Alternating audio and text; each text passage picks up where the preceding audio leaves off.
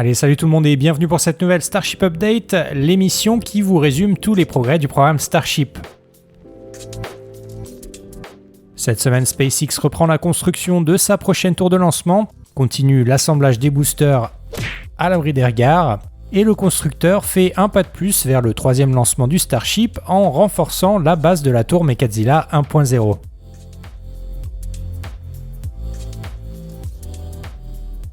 En effet, sur le pâtir orbital, les équipes de SpaceX poursuivent l'installation de plaques d'acier à la base de Mechazilla, le mécano géant utilisé pour assembler, ravitailler et aussi lancer le Starship. Objectif, stopper l'érosion du béton lors des essais du lanceur. Depuis le dernier épisode, le mur du treuil est complètement couvert et le 25 janvier dernier, sachez que SpaceX avait déjà posé 9 des 12 plaques qui couvriront la base de la tour de lancement.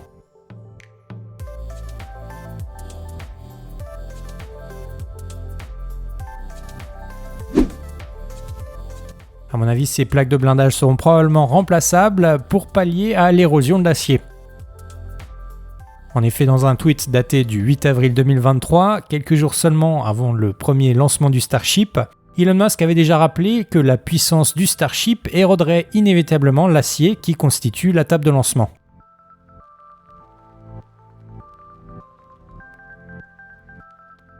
Justement, le 22 janvier dernier, les équipes de SpaceX ont été aperçues en train de changer les plaques de blindage amovibles qui occupent cette fois-ci la face interne de l'OLP. Malheureusement, j'ai pas d'image à vous montrer, mais à la place, je vous mets à l'écran un rendu 3D de Ryan Hansen Space pour vous aider à comprendre de quelle pièce je parle exactement.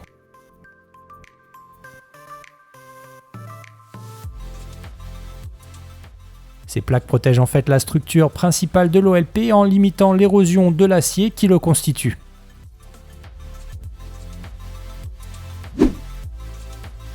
Entre-temps, SpaceX a aussi repeint les pieds de la table de lancement. C'est toujours un bon signe qui annonce l'imminence de nouveaux essais. Malgré l'érosion du béton, de l'acier et puis la peinture à refaire tous les dimanches, on sait pourtant que SpaceX souhaite rapidement réutiliser son lanceur et les ingénieurs devront donc certainement trouver une parade pour mieux protéger les systèmes du pas de tir. Figurez-vous que dans le même tweet dont je vous parlais un petit peu plus tôt dans cet épisode, Musk avait évoqué la possibilité d'installer un système de plaques d'acier refroidi à l'eau sur la table de lancement. Comme d'habitude, avec un petit peu de patience, on aura nos réponses et on verra si cette solution est retenue par les ingénieurs de SpaceX pour construire le second pas de tir du Starship.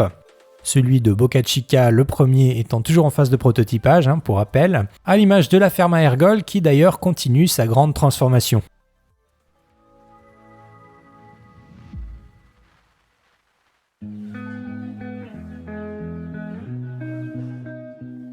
Et oui, sur le site de lancement, SpaceX poursuit son bricolage pour renforcer les deux réservoirs verticaux les plus exposés au souffle des moteurs du Starship, le GSE numéro 2 qui contient de l'azote et le GSE numéro 7 converti en réservoir d'eau.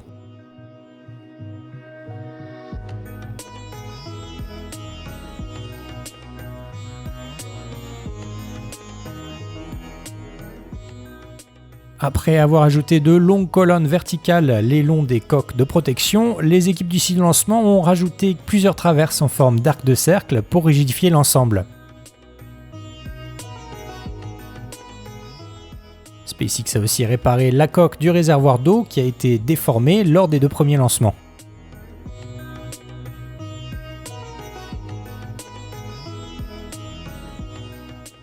Sur le pas de tir suborbital, SpaceX poursuit aussi la grande opération de maintenance sur sa grue LR11000, surnommée Marvin.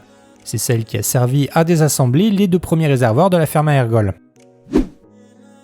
Les ouvriers ont été aperçus en train d'effectuer des travaux de soudure sur la flèche de la grue en cours de démantèlement.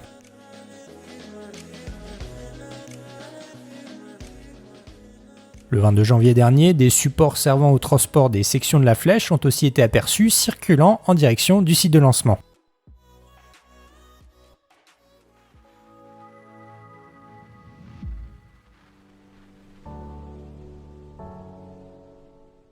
Allez, vous l'aurez compris, on continue avec les livraisons de la semaine puisque SpaceX a reçu 2 nouveaux vaporiseurs sur le site de lancement. Pour rappel, ces systèmes seront installés prochainement et utilisent de l'eau pour réchauffer une partie des ergols qui sera ensuite utilisée pour pressuriser les réservoirs de la station-service du Starship. Justement, en parlant de la ferme à ergols, la semaine dernière, SpaceX a aussi reçu de nombreuses conduites sur le site de lancement. Sans qu'on sache vraiment ce que SpaceX est en train de nous préparer, sachez que ces conduites sont actuellement en cours d'installation sur les échangeurs de chaleur de la ferme à ergols.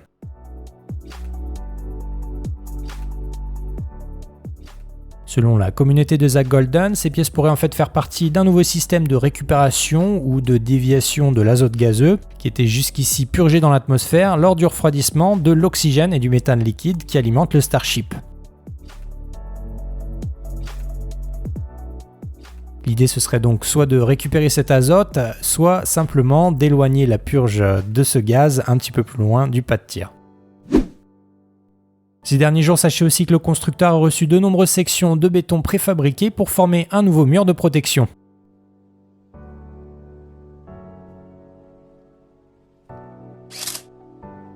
Mises à la verticale et assemblées les unes aux autres, ces pièces surnommées Blast Shield par SpaceX serviront visiblement à protéger les échangeurs de chaleur dont on vient juste de parler.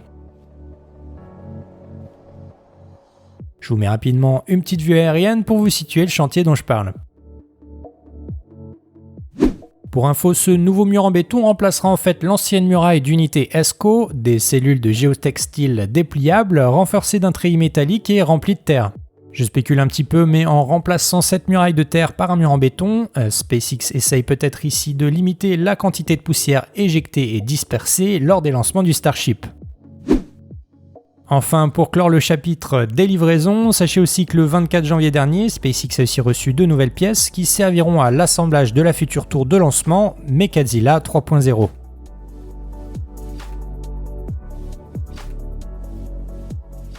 Et oui, comme souvent, Starship Gazer était sur le coup, au bon endroit au bon moment, et a pris pour nous plusieurs photos de la section fraîchement arrivée à Boca Chica.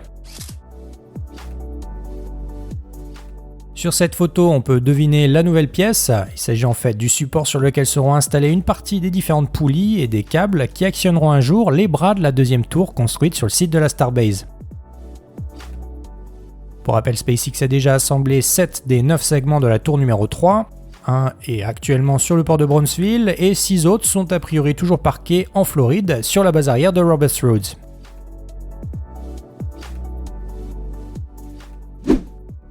En attendant leur transfert, à Boca Chica, les ouvriers ont déplacé plusieurs pièces de l'étage numéro 8 et 9, et vendredi, une première colonne a été érigée pour commencer l'assemblage d'un segment sur le site de Sanchez.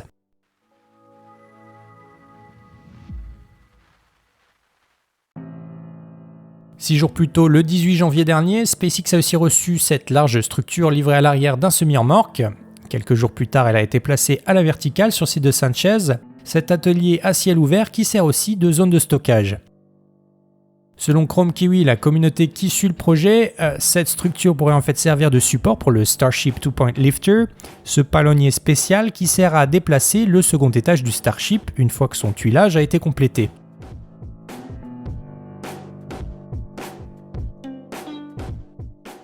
Si cette hypothèse est vérifiée, le nouveau support pourrait rejoindre un jour le grand bâtiment dédié à l'assemblage des ships. On parle ici évidemment du Mega Bay numéro 2.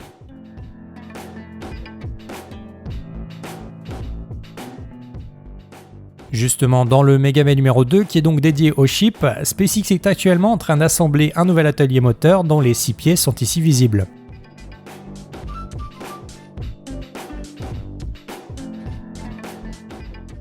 Comme on l'a déjà vu ensemble, ils seront ensuite équipés d'une plateforme mobile pour hisser les moteurs et faciliter leur installation sur la section de poussée du second étage du Starship.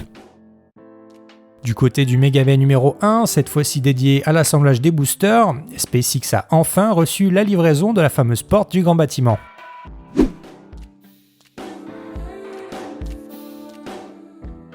Au moment où je prépare cet épisode, les ouvriers sont en train d'installer le volet roulant qui à terme devra protéger la chaîne de production des intempéries et des contaminants.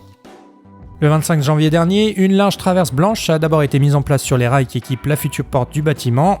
SpaceX a ensuite effectué quelques essais du mécanisme et puis 24 heures plus tard, les équipes du site de production ont finalement mis en place une toile qui cachera malheureusement bientôt l'assemblage des boosters Super Heavy.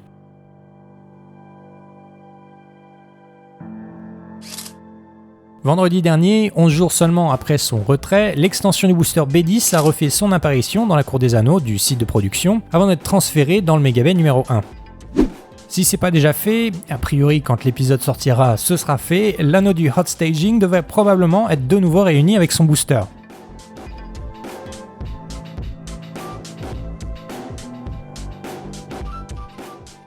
Pour rappel, cette pièce est équipée de nombreuses ouvertures pour évacuer les gaz lors de l'allumage moteur du ship. Elle sert aussi de bouclier pour protéger le dôme avant du premier étage lors de la séparation à chaud du Starship.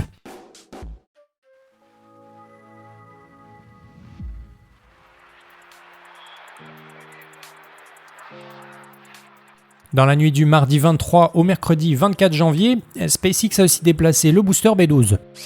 Pour rappel, le prototype a rejoint le site de production le 19 janvier dernier après avoir effectué 2 tests cryogéniques sur le centre d'essai de Massey.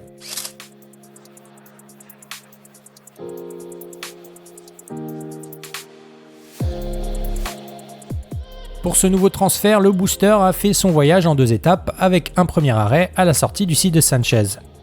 Quelques heures plus tard, le B12 a repris la route, propulsé par 2 remorques automotrices, les fameux SPMT.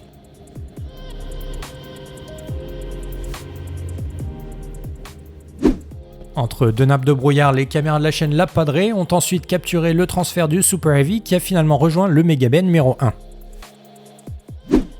Le booster de 70 mètres de haut a été placé sur l'atelier moteur central du grand bâtiment d'assemblage pour y recevoir bientôt ses 33 moteurs, pendant qu'une autre équipe complète l'assemblage de son successeur, le booster B13.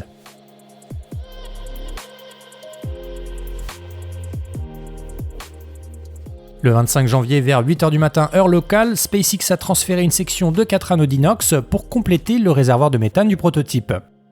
À peine 4 heures plus tard, le pont roulant du bâtiment est passé à l'action pour empiler les 3 premiers segments du réservoir sur la section fraîchement installée sur la table tournante du Mega Bay 1.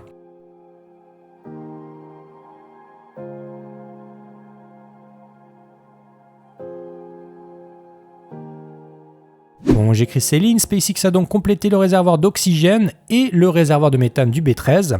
Si c'est pas déjà fait, il ne restera donc plus qu'à empiler les 2 parties pour former le fuselage complet du nouveau prototype.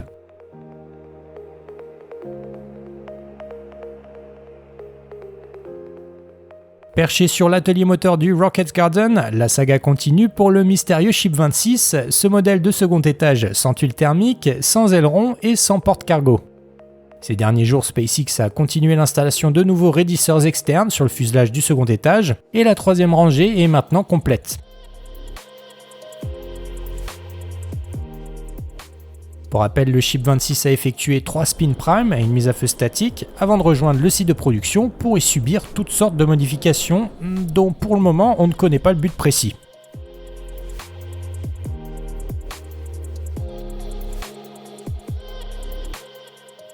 Dans la nuit du mercredi 24 au jeudi 25 janvier, sachez aussi que SpaceX a brièvement sorti le Ship 28 du High Bay. Cette petite sortie nocturne nous a permis de faire le point sur les finitions du second étage qui devrait bientôt tenter le vol numéro 3, propulsé par le booster numéro 10. Sur ces images de Starship Gazer, on peut voir que les points de levage ont été tuilés, mais que le numéro du prototype n'a pas encore été peint sur son fuselage. SpaceX attend probablement la fin des travaux sur le site de lancement pour y transférer le prototype, toujours parqué pour le moment sur le site de production.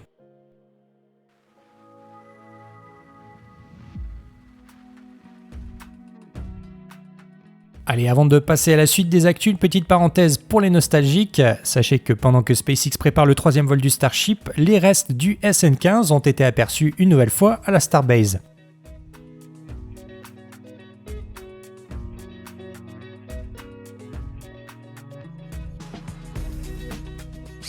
Les 2 ailerons du prototype ont récemment été vus en train de quitter le site de production, probablement pour être utilisés comme éléments de décoration, comme ça a déjà été le cas plusieurs fois, notamment avec ceux du prototype SN8. Devant les grands bâtiments d'assemblage, un nouveau robot KUKA a aussi été livré à la Starbase. Il équipera probablement la chaîne de production des futurs chips cette fois-ci, dans l'usine à Starship dont l'extension est toujours en chantier. Depuis le dernier épisode, vous vous en doutez, ça ralentit jamais là-bas, les travaux progressent, 2 niveaux du bâtiment ont été couverts et comme prévu, 2 nouvelles colonnes ont été assemblées pour étendre la Star Factory vers la route qui longe le site de lancement.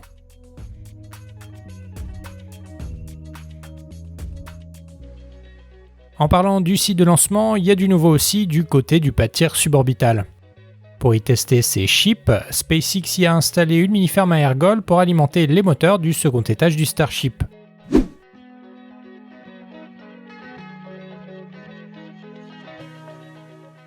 Dimanche 28, SpaceX a remplacé l'un des réservoirs d'azote de ses installations. Le réservoir a ensuite été retiré et a été placé sur un SPMT avant d'être expédié vers le site de Massey.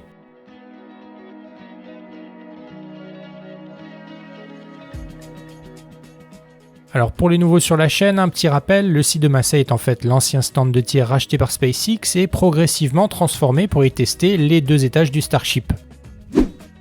Récemment, le constructeur a entamé d'énormes travaux, supposément pour y construire un banc d'essai sur lequel SpaceX pourrait effectuer les mises à feu statiques des chips, le second étage du Starship. Le transfert de ces essais pourrait limiter les fermetures de route nécessaires lors des allumages moteurs, tout en libérant de l'espace pour construire une seconde tour sur le pas de tir orbital de la Starbase. Cette semaine, l'équipe de la chaîne What About It a repris les airs pour nous pour rendre compte de l'évolution d'un chantier essentiel, la construction d'un déviateur de flamme qui servirait donc à tester les moteurs des futurs chips.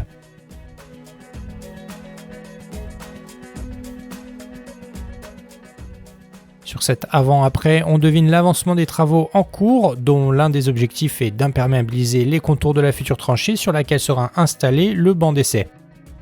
Avant de pouvoir commencer à creuser le futur déviateur de flamme, SpaceX renforce aussi le sol de la zone en utilisant une technique appelée en anglais le Deep Soil Mixing, ou en français le mélange de sol profond. L'objectif de cette technique, comme son nom l'indique, est de stabiliser et améliorer la portance des sols en y incorporant mécaniquement du ciment ou de la chaux. Alors forcément, quand on voit la proximité entre le site de Massey et le Rio Grande avoisinant, on comprend pourquoi cette précaution est nécessaire.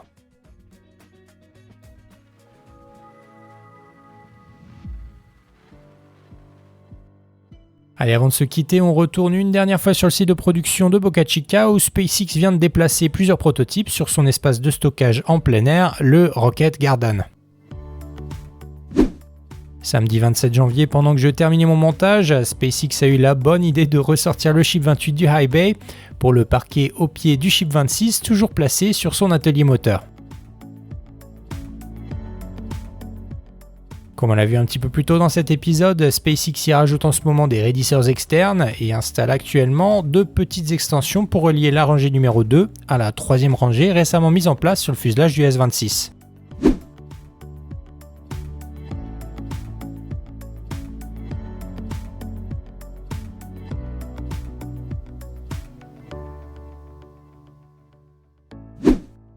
Dans la nuit du samedi au dimanche et contre toute attente, SpaceX a ensuite installé le Ship 28 sur l'atelier moteur en utilisant le fameux Starship 2-Point Lifter.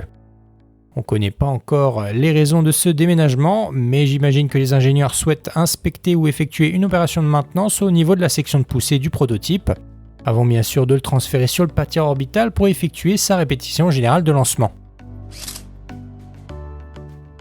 Vu du sol, on retrouve ici le prototype HLS, le S-32 sans ses flaps arrière, le Ship 26 et ses nouveaux raidisseurs, le Ship 28 sur l'atelier moteur et le B4 qui j'espère sera bientôt découpé pour laisser sa place à la relève.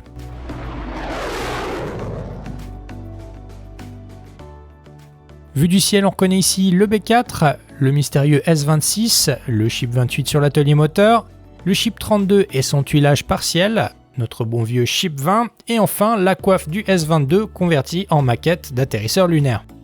Alors si je vous montre cette photo sous un différent angle, c'est qu'on y distingue un détail intéressant. SpaceX s'apprête visiblement à retirer un ou plusieurs moteurs du Ship 28. Si c'est le cas, on pourrait donc revoir le S-28 refaire une nouvelle mise à feu statique avant de passer à l'étape suivante, l'assemblage sur le pas de tir avec le B10, la répétition générale et enfin le 3e vol expérimental du Starship. Voilà, comme d'habitude, je vous tiendrai au courant de la suite des événements dans les prochains épisodes. Si ce n'est pas déjà fait, pensez à vous abonner et surtout à activer les notifications. En tout cas, merci d'avoir suivi cette vidéo jusqu'au bout, c'est le meilleur moyen de me soutenir. En attendant la prochaine, je vous souhaite à toutes et à tous une excellente semaine. Prenez bien soin de vous, ciao!